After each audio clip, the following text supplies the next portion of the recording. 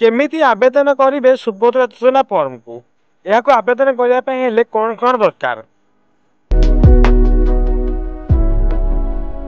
Subhadra offline anganwadi केंद्र block office मो सेवा केंद्र जनसेवा केंद्र रु फॉर्म नहीं प्रमाण पत्र सह आवेदन करेंगे आपण मैंने ये जो सुभद्रा योजना फॉर्म अच्छी ऑफलाइन रे अंगनवाड़ी केंद्र ब्लॉक ऑफिस मो सेवा केंद्र जनसेवा केंद्र में यह मागणार फॉर्म मिले आप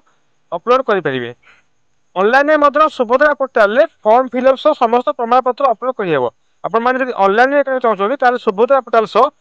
फॉर्म फिलअप आप प्रमाण पत्र सह अपलोड करेंगे समस्त प्रमाण पत्र दे आवेदन पर ई क्यूआई दाखल पड़ो आप समस्त प्रमाण पत्र दे आवेदन कला भी आपको ई क्यूआई दाखल करा पड़ो जहाँकि आपण बाध्य करा पड़ो आवश्यक हेल्पलाइन कि सेंट्रल कॉल सेंटर को कॉल करेंगे जब आप किसी सन्देह आसूँ कि बुझाई चाहते टोल फ्री नंबर अच्छी से आप नंबर को कॉल कर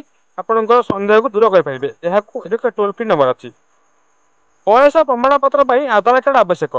यह डॉक्यूमेंट आवश्यक हम जहाँकि आप बयस यह आधार कार्ड आवश्यक हम आधार कार्ड थी प्रमाण पत्र करहब जहाँ रूल नियम अच्छी 21 ରୁ 30 वर्ष आधार कार्ड को लेकिन करहब आधार कार्ड जन्म उल्लेख जन्म तारीख ग्रहण योग्य आधार कार्ड जो जन्म तारीख अच्छी बाध्य ग्रहण योग्य हम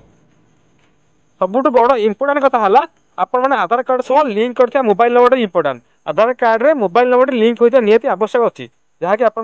सबुठ इंपोर्टां